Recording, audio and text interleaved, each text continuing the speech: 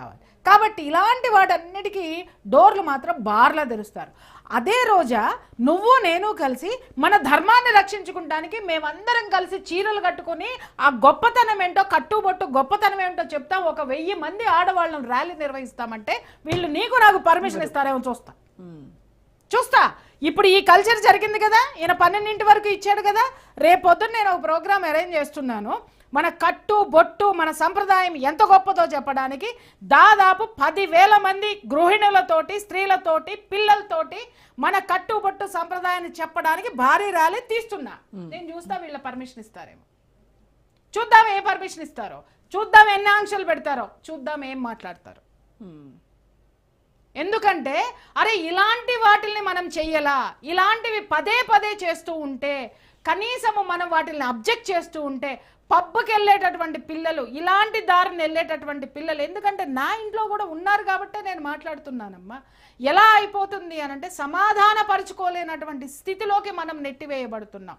ఒక మొండితనం అనేటటువంటిది పిల్లల్లో వస్తుంది. కారణం ఏంటంటే ఆ పేరెంట్స్ వద్దంటున్నారు, నువ్వెందుకు వద్దంటున్నావు, నువ్వు నీ ప్రవచనాలు ఏమన్నా ఉంటే స్క్రీన్ మీద చెప్పని మాట్లాడే పిల్లలు నా ఇంట్లో బోల్డ్ మంది ఉన్నారు.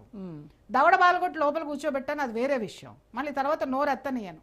కానీ నాకు అర్థమైంది ఏంటంటే నేను నా పిల్లల్ని కాపాడుకున్నాను, కానీ వీళ్ళ మనసుల్లో నేను శత్రువులు అవుతున్నానే. ఈవిడ అక్కడికి పంపించదు, ఈవిడ బయట ప్రపంచం మాకు తెలియనివ్వదు, ఈవిడ కడుపున పొట్టడమే మాకు అసలు ఒక పెద్ద మైనస్ పాయింట్ అని ఆలోచిస్తున్నారు. అసలు ఈ కల్చర్ మీని అట్రాక్ట్ చేసేటటువంటి వాళ్ళ మీద కదా నేను గురిపెట్టాలి, వాళ్ళని కదా నేను టార్గెట్ చేయాలి. నీ హిందూ సంఘాలందరికీ కూడా నేను చెప్తున్నాను, మనం పోరాడేటటువంటి ప్రతి ఒక్కళ్ళం ఏంటంటే జనవరి 1 పెట్టంగానే ఇమ్మీడియట్గా మనం భజనలు పెట్టాలండి. జనవరి 1 రోజున ఒక గ్రౌండ్ తీసుకొని భజనలు పెట్టాలి. ఎక్కడ ఆగండి, ఏ గ్రౌండ్ లో భజనలు పెట్టాలంటే పబ్బులు ఎక్కడ పెడతారో అక్కడ అడ్డంగా పెట్టాలి. ఎవడు పర్మిషన్లు ఎందుకు ఇవ్వాలి మనకి, ఎందుకు ఇవ్వాలి? మనమే దోపిడీలు దొంగతనాలు తాగి రోడ్ల మీద పడట్లే, రోడ్డు మీద వరసనే ఒక 10-15 కిలోమీటర్లు వరుసనే కూర్చొని భజన చేద్దాం రండి. ఎవరు వస్తారు అసలు మీతో భజన చేయడానికి? మొదలు పెట్టండి, ఎందుకు రారో చూద్దాం. రాలేదనుకోండి ఇవన్నీ అడ్డుకుంటాం అంతే, సమస్య లేదు. నువ్వు ఏం మొదలు పెట్టకుండా ఎవరు వస్తారంటే ఎట్లా? ఇప్పుడు ప్రియా చౌదరి ఒక్కరు పబ్ కల్చర్ తప్పు, పబ్ కల్చర్కి అలవాటు పడుతున్న యూత్ని మనమే మొదట అడుగు వేసి అడ్డుకట్ట వేయాలి అని చెప్తున్నారు కదా. అసలు పబ్కి మరి పర్మిషన్స్ ఇచ్చే వాళ్ళ పరిస్థితి ఏంటి? పబ్కి పర్మిషన్ ఇవ్వకపోతే వాళ్ళు అసలు పెట్టరు కదా. నేను ఇప్పుడు అదే మాట్లాడుతున్నాను కదా, బుద్ధి వాళ్ళకి లేదు, బుద్ధి మనం చెప్పాలంటున్నానమ్మా. ప్రభుత్వానికి లేదు, ప్రభుత్వానికి చిత్తశుద్ధి లేదు. పోలీస్ డిపార్ట్మెంట్ అయి ఉండే అసలు పోలీస్ డిపార్ట్మెంట్ ఎందుకుంది? క్రైములు జరగకుండా, ఇలాంటివన్నీ జరగకుండా పోలీస్ డిపార్ట్మెంట్కి తెలియదా? డ్రగ్స్ భయంకరమైన దందా జరుగుతుంది, ఈ రోజు వాళ్ళకి తెలియదా?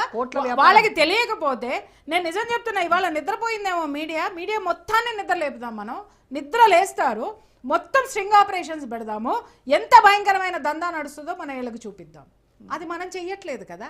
మనం చెయ్యకపోవడంతో ఎక్కడికక్కడ మన ఈవెంట్ కవర్ చేయడానికి మనకి ఎంత వస్తుంది, అలాగే మనం కూడా ఈ ఈవెంట్ని కవర్ చేస్తే వ్యూవర్షిప్ ఎంత వస్తుంది, వీటితోటి మనం కూడా నాశనం అయిపోయాం. కాబట్టి ఎవరికైనా కోపాలు వస్తే మడిచి కెమెరాలో పెట్టుకోండి, నాకేం అభ్యంతరం లేదు. ఇలా మాట్లాడుకుంటే ఎవడికాడం పోయాం. కానీ ఏదైనా సరే, ఏ సంస్కరణ అయినా, ఏ ఉద్యమం అయినా ఒక్క అడుగే బయలుదేరుతుంది. నువ్వు బయలుదేరు. ఎంత స్వాతంత్రం మనకి అన్ని సంవత్సరాలు ఎందుకు పట్టిందమ్మా? ఎందుకు పట్టింది? ఒళ్ళు మండి సుభాష్ చంద్రబోస్ కాలు చవతలు బారేస్తాను, దేశంలోకి వచ్చి తాట తీస్తాను అనేసరికి మూసుకొని ఇచ్చారు. స్వాతంత్రం ఇచ్చే టైంకి ఎవడు ఉద్యమాలు చేయట్లా, ఎవడు రోడ్డు మీద పడి పడుకొని ఎవడు ఇది చేయట్లేదు. కానీ స్వాతంత్రం హఠాత్తుగా ఎందుకు వచ్చింది? దాన్ని ఎవడో భుజాల మీద వేసుకుని తిరుగుతున్నాడు ఇవాళ. రైట్, వాటిని మనం నిజమని నమ్ముతున్నాం. అంటే మన ఎడ్యుకేషన్ సిస్టమ్ మారాలి, వాస్తవాలు మరుగున పరిచాం.